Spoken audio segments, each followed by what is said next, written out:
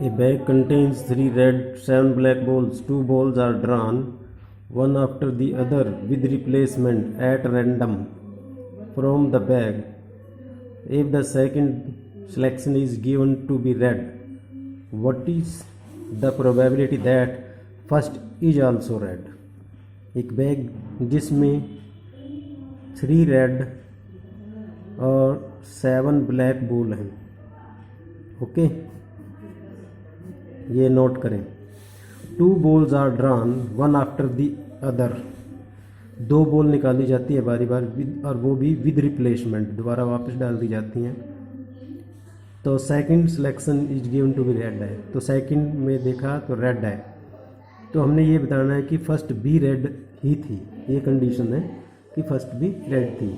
तो आप लिखें लेट, यहाँ पर 2 ड्रा है, RIBI आप लिख सकते हैं let RI and BI be the event of drawing red ball and black balls. ठीक है, इन देयर ith ड्रा, क्योंकि 2 ड्रा है इसमें, black ball respectively in ith draw. और ड्रा आई का मतलब पहला या दूसरा ड्रा। ओके, अब रिक्वायर्ड प्रोबेबिलिटी क्या बनेगी इसकी? Required probability is equal to probability of red ball when red ball already occurred. तो आप इसको यूँ लिख सकते हैं, ठीक है, probability R1 when R2 already occurred. और फार्मूला ये बन जाएगा इसका, probability of R1 intersection R2 upon में प्रोबेबिलिटी ऑफ R2। अब आप सोचेंगे यार रेड रेड में कॉमन क्या? ये एक्चुअल में इसका मतलब ये होता है first draw into second draw. ठीक है कि नहीं? आप इसको ये लिख सकते हैं R1 intersection R2 is equal to R1 into R2 से ही मतलब है first draw multiply second draw, right. तो पहले मैं इसी को निकाल लेता हूँ, probability of R1 intersection R2। तो पहले रेड बॉल निकालेगी, रेड बॉल है हमारे पास 3, टोटल 10 है।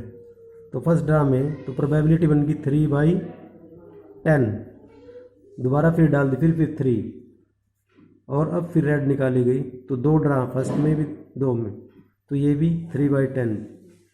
ठीक है कि नहीं? वही पूरा हो गया, यानी कि 9/100 आ गया। अब प्रोबेबिलिटी ऑफ R2 ये निकालना है।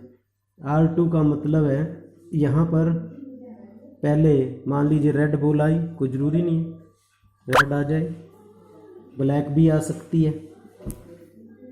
ठीक है कि नहीं? तो हम इसी तरह से निकालेंगे इनमें।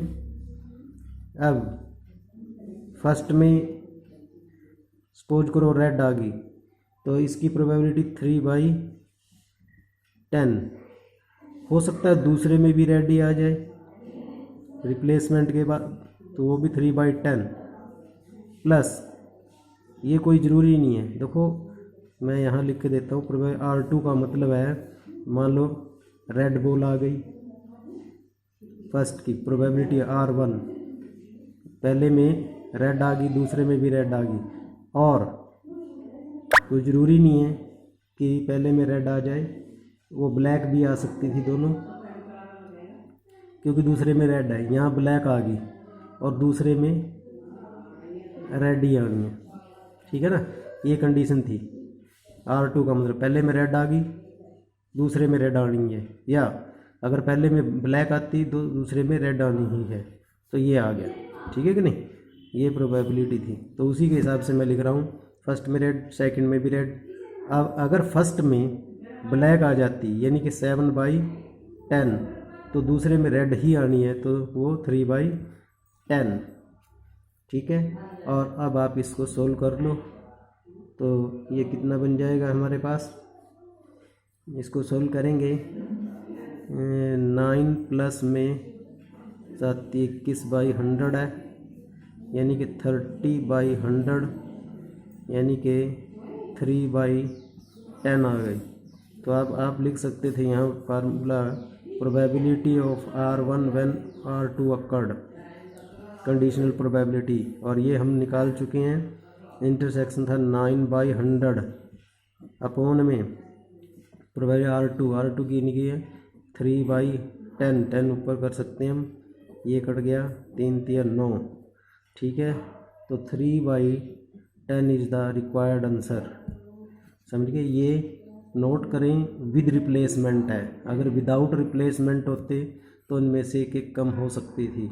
जैसे यहाँ 3/10 है तो एक टोटल भी कम हो गई थी, ये आ जाता 2/9।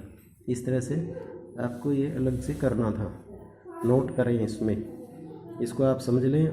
प्रोबेबली R2 का मतलब है सेकंड ड्रा में रेड ही आएगी, रेड ब्लैक, ब्लैक रेड, ठीक है।